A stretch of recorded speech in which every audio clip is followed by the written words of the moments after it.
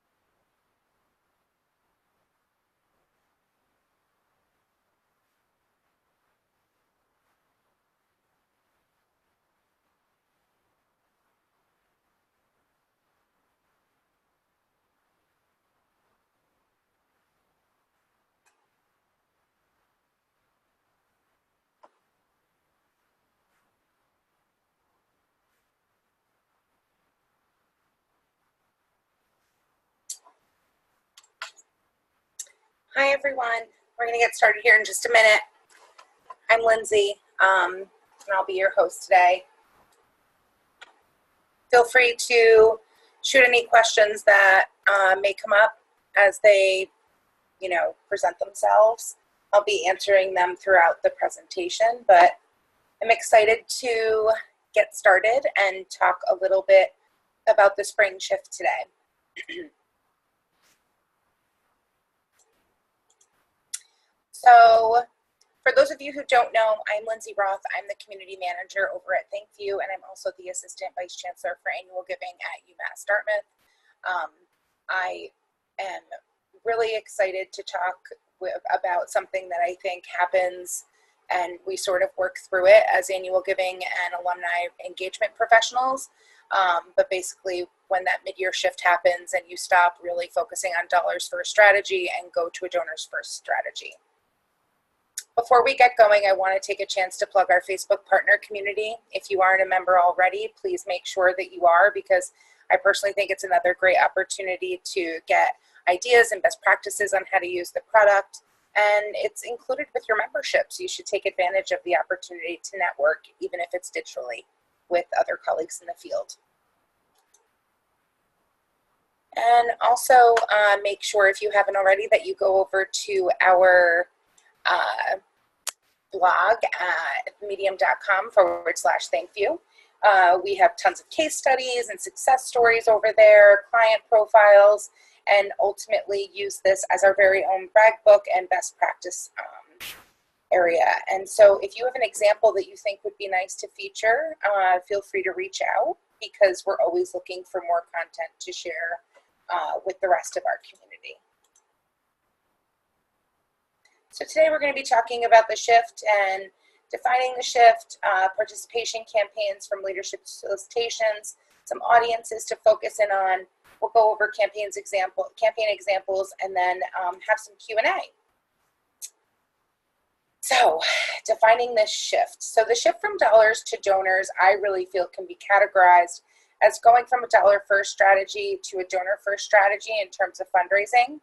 It can also mean a time when you start to relax your ask amounts to secure any and all support by the end of the fiscal year. So going from a monetary focus to a participation focus, for sure. And then fine-tuning your approach to maximize connection and conversion. And that can mean the same, not just for solicitation strategies, but also for events and engagement strategies as well.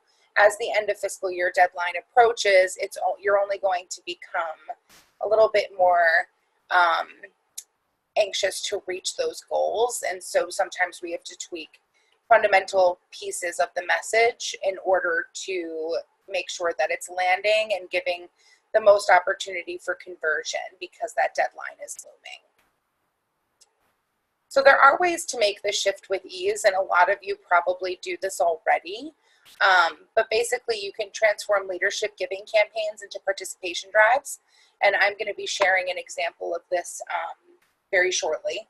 But I think you also go from a planning and strategy and more unique approach to something that's a bit more action-based and focused on converting the masses.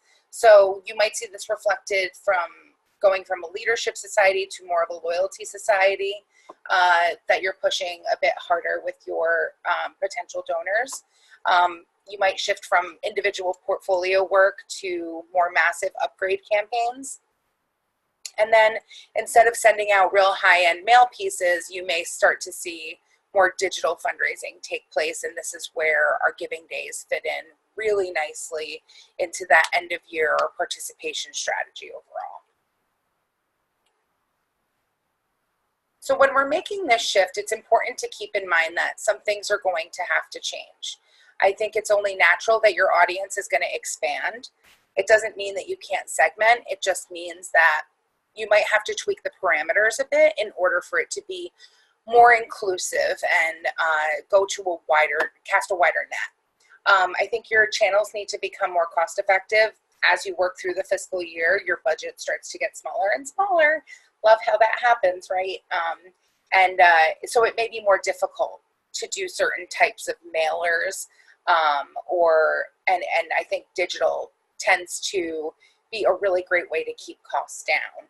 And then your approach needs to be more varied across more than one platform. And so then instead of focusing on strictly peer-to-peer solicitation or strictly phone, strictly mail with a certain audience, you really have to start to become more varied in your approach. And video, of course, can help with all of these things because it's very cost effective, especially when you have a platform like ThankView but it also is a great way to feature video across multiple channels, not just by sending physical ThankView messages, but also by cross-promoting on social media, and even getting your community involved either by submitting content or sharing it out on their own channels. Of course, some things change, but some things will stay the same. And so I think when you're going through this shift in your fiscal year, you're really going to see that the impact that you're using to inspire action is something that you can still continue to draw from. You want to inspire giving and inspire, registration for events, etc. So really what you're using to initially drive that is going to continue to remain the same. It just might be different in how it's packaged and how it's presented to the audience itself. I think your stewardship and follow through after receiving a gift or your next steps after signing up for an event will really continue to remain the same, and they should. And then requesting feedback from donors should remain the same, so you can learn what worked and why they ended up giving to this campaign versus one that maybe was a bit more personal and individual in nature. And you're going to have a goal of growth regardless. It's just a different metric. And so instead of focusing on dollars, you might be a little bit more focused on a different number of physical individual donors. But regardless, it's, all growth. And of course, video is a really great way to help with achieving these goals as well. So I wanted to talk a little bit about a participation inspiration from leadership messages. So you can really take a leadership mailing and tweak it so that it can actually yield more donors. I'm just going to talk very broad strokes right now with simple steps that you can take to do that. But also then we'll follow up this piece with a physical example of how it can be done. So you can really take the message and condense it. I think when you're trying to yield more donors and messaging the masses, short and sweet and to the point is always best. So if you're looking at something that's a bit more lengthy or has a lot more copy, you might want to look for ways to condense it. And then also see if there's anything that's written out in copy form that you can show visually through a graph, a photo, or even through a video. I also think that your piece, if it features testimonials, that's a great way to maybe get these individuals involved once more and ask them to be filmed so that they can actually use the Join Me message with something like ThankView to encourage more participation from your donor base.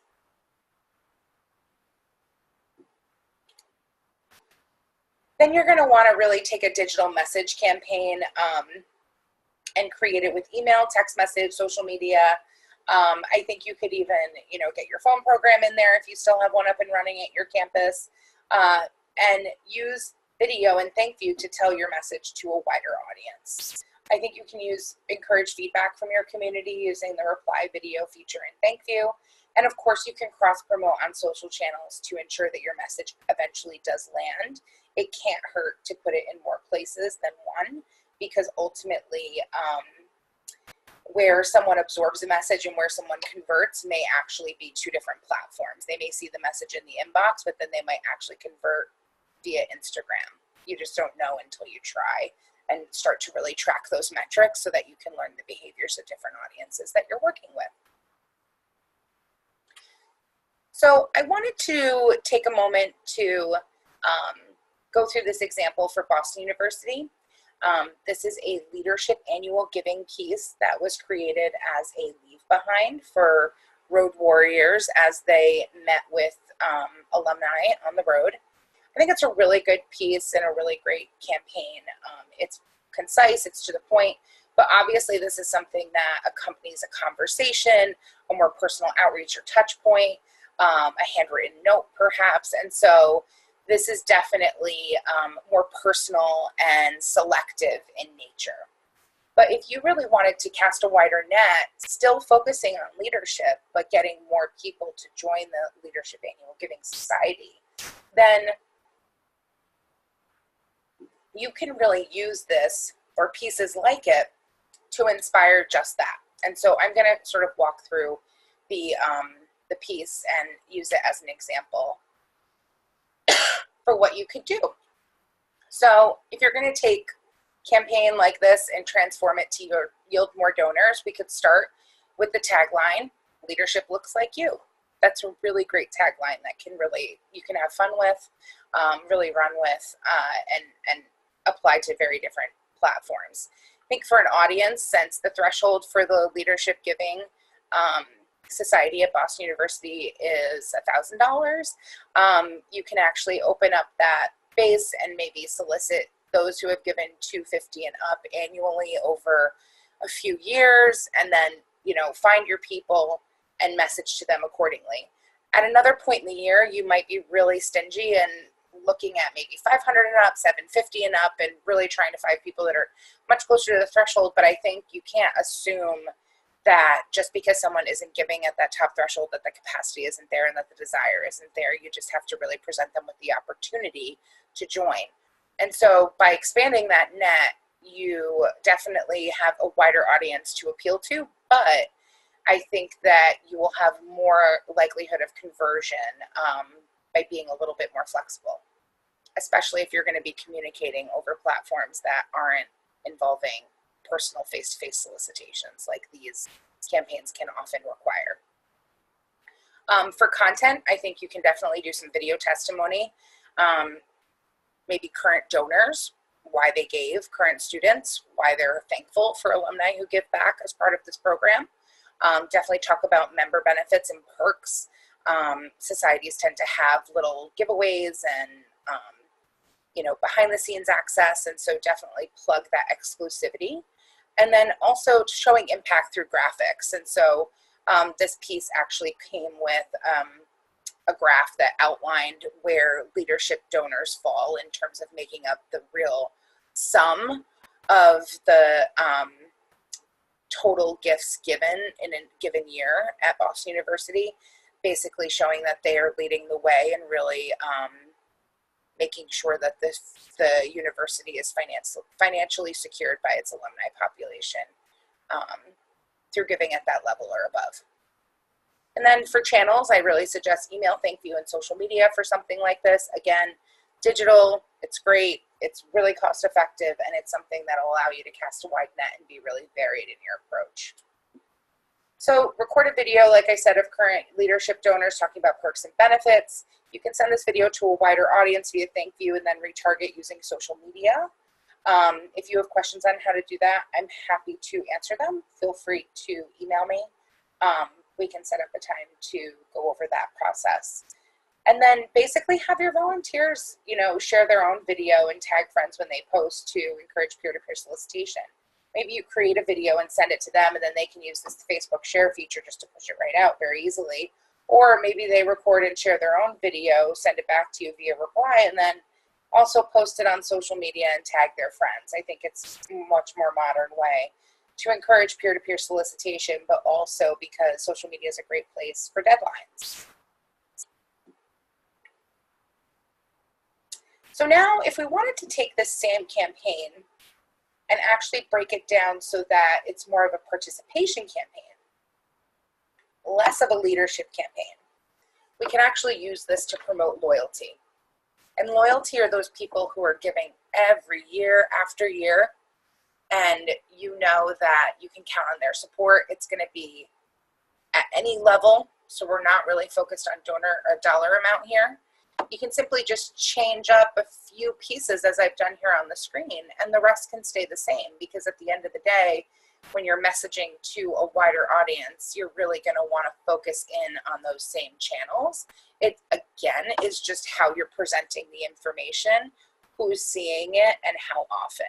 You have to show them more, and you have to really be short, sweet, and to the point. And again, I think a loyalty looks like you opportunity for a participation drive is a great tagline. So some other opportunities that you have during this shift to do some different types of approaches. It might be when you want to do challenges for bonus funds outside of like a Giving Day campaign. You could also just do straight up participation drives for bragging rights. You don't always need bonus funds, but I do think that they help leverage more people in the end. Obviously they work, right? Or otherwise we wouldn't do them. I think that you could also do significant outreach on people who you have shown are working for matching gift companies but have not yet submitted a match from their employer. Just email them with a ThankView. Tell them, in a really maybe nice video from a student that they can go see their HR representative because they work for a matching gift company. And I think a lot of people aren't always aware of that program and that it's in existence at their workplace. So if you can highlight for that for them, all the better, because you're not only doubling or tripling their impact at no cost to them, but you're also letting them know that you know them, and it goes back to that, personal feeling that you want to leave somebody with. Instead of doing semester-long outreach for participation, consider a giving day. Again, they're a lot of work, but they are labors of love and they definitely pay off. They continue to grow year after year, and they're a fantastic opportunity for getting more gifts in the door before the end of fiscal year. And then I think you can still do upgrade campaigns to keep smaller gifts growing, because you have to keep building that pipeline. And so looking at people who are giving at the same band year after year and making a plan for how you're going to tweak your language so that you can really grow them, even if it's at a modest level, so that you're continuing to build the pipeline for future leadership donors at your organization. Some audiences that you may want to target this time of year and when you're making this shift, definitely live-ons, right? We want to make sure that we are retaining as many donors as we had the year before. You want to focus on your loyal and leadership donors for that reason as well. You want to keep the people who are close to you and really prioritizing you as a cause close. I also think you need to think that time is of the essence, and so you may have some audiences who are going to expire soon. Parents and family associations are big, especially with those who are related or responsible for a senior student, because they're going to be graduating. The same thing with students themselves, making sure that you're doing an ask for senior class to make a gift and leave their legacy before they move on to the real world. And also, it's a great opportunity to message them and really talk about best practices of being an alum. So not just making a gift, but coming back to events and keeping in touch and letting the Alumni Relations Office know what you're up to, so that we can share that information with the community in the form of stories or social media posts. I mean, the opportunities are endless. If you have seasonal sports that are in season, obviously I think focusing on them and looking at, especially if they're on a winning streak, as an opportunity to give. Fans are just happier when the team is winning, and so that's always a better time to ask. Giving days, if you're doing that, make sure that people who have given to those flash campaigns in the past are getting some sort of special treatment. Maybe consider giving them early access or allowing them to sign up for a reminder from a current student. Just doing something a little bit extra special to people who have already bought in on those kind of new initiatives, because you want them to keep growing. And, if you have any special holidays, affinities, or anniversaries that fit, go for it, because I think that this is the time to really try anything but the kitchen sink, right? And throw everything at a metric and really work to achieve it. And then, of course, you want to message to current donors, especially around matching gift companies, and if you have any dollars that are out there for the taking that have not been claimed yet. So next up, I just want to talk a little bit about some video examples that we have. Episcopal High School did a nice video for their annual roll call, they call it, which is basically their appeal for giving back. Make sure my sound is up. The Callaway Loyalty Society recognizes those alumni who embody the loyalty and the spirit that Pat Callaway brought to this school, its values, its mission, and its people. This is a place where I grew as a person, and my loyalty and love for this place are unwavering.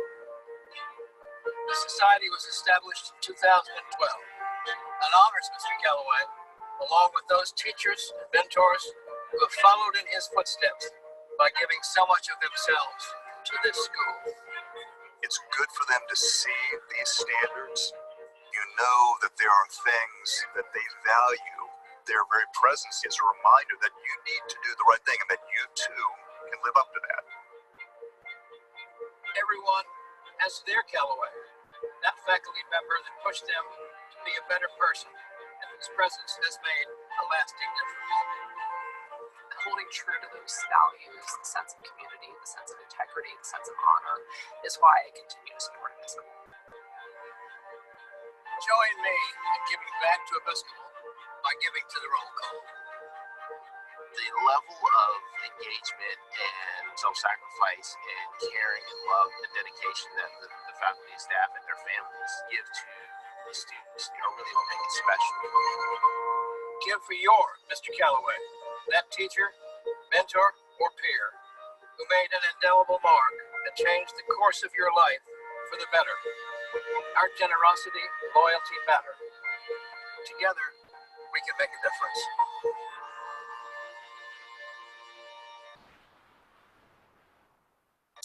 So again, I think this is really well themed. Callaway Loyalty Society. It is called the roll call, which, hey, really, really aptly named. And they actually bought a special domain, ehsrollcall.org. And when you click on it or go to that site, it actually brings you right to the giving form so that you can immediately take action, select a designation, the roll call is there, and then you just give. So again, really easy, straightforward, featured a ton of different faces of alumni, and so kind of started out with that old footage way back in the day, talking then to what looked like some sort of leadership volunteer, taking the lead there, and then more alumni joining in and being voiced over the course of it. It looks like this school also started out as an all-male school and then went co-ed, and so they incorporated a member of a co-ed class year as well, which is fantastic, and also acknowledging that she had 2 young boys and family, but was still prioritizing making a gift to the Callaway Loyalty Society. So again, a really great way to feature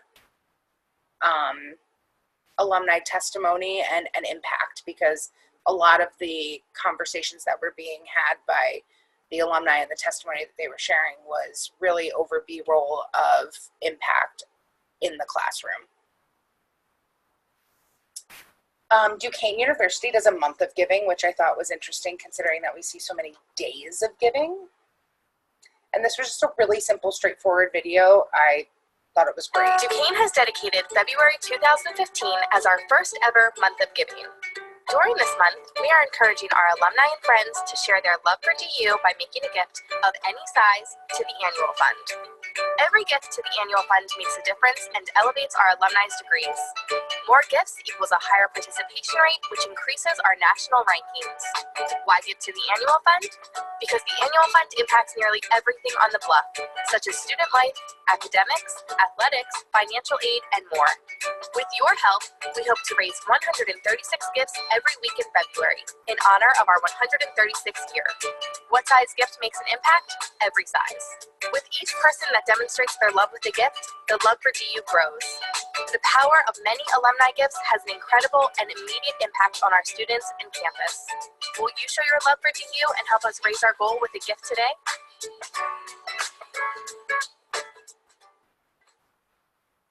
So Duquesne, again, like I said, took this approach with a really simple, straightforward animated video. I thought it was great. really straightforward and to the point, but not boring, kind of campy and kitschy, and it stressed impact, you know, that listing out the different areas that the annual fund supports. That is what people are looking for, especially at this stage in the game, if they haven't been responding to other outreach that you've been making. And so here's a Day of Giving campaign example, but what I liked about this one was that it was specifically targeting parents. And it was from UPenn.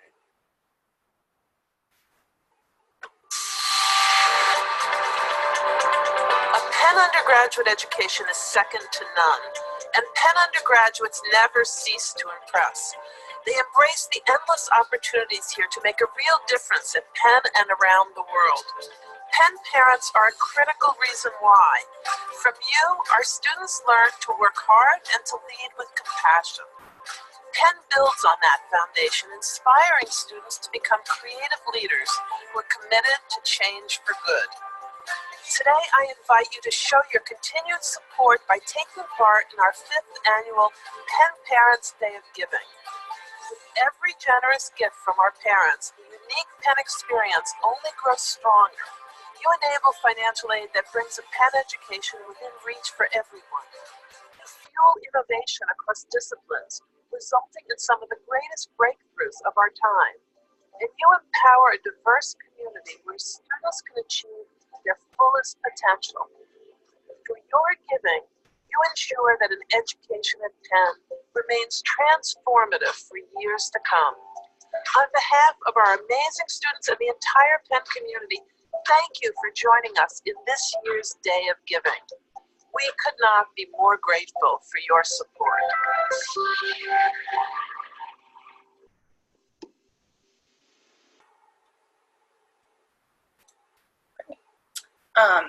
So that was UPenn.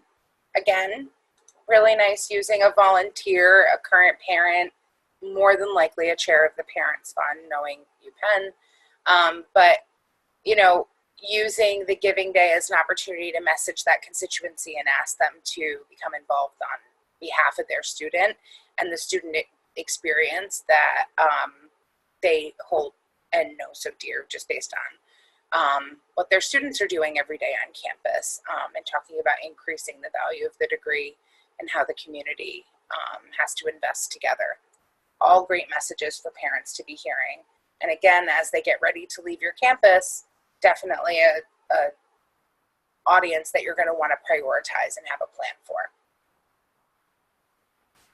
So before we get to final questions and, you know, talking about everything, I wanted to talk a little quickly about our referral program. For those of you who don't know, I'm using Chris Pratt and Anna Ferris as examples here for our referral program. So as you can see, Chris tells Anna all about ThankView and the awesome product that it is. She goes to thankview.com/demo, and when she signs up for a demo, she enters Chris in the referral area. And when she signed up for ThankView within 3 months of her demo, Chris gets a shiny new $200 Amazon card. You could be Chris. So take advantage of our referral program. Never know, right? So Facebook partner community, again, great ideas are being shared here all the time. Make sure that you just type ThankView partner community in the search bar and ask to join, and someone will approve you basically immediately because there's a ton of admins on that group. So before we wrap up with our webinar, I just wanted to know if we had any more lingering questions out there in the group, looking just to make sure that everybody has their questions answered. So feel free to shout. And while I have you all here, I do want to take the opportunity to remind you that on Thursday, we are going to be doing a replay of ThankView and Valentine's Day. I will go ahead after this and post the sign up link in our Facebook community. If you're looking for a way to take advantage of this holiday and have some fun, I really suggest that you join me for a quick but creative hour talking about this holiday, which will be here before we know it. I'm excited to try some new things at UMass Dartmouth and look forward to hearing and sharing some good ideas from the field as well. Oh. As I said, my name is Lindsay Roth. I'm the ThankView Partner Community Manager. Feel free to contact me at lindsay.roth@thankview.com. Any questions, I'm happy to collaborate and also just get on the phone and brainstorm some ways that you can take advantage of this great product. This has been another ThankView how-to. We look forward to seeing you on the next one. Thanks so much, everyone. Have a lovely day.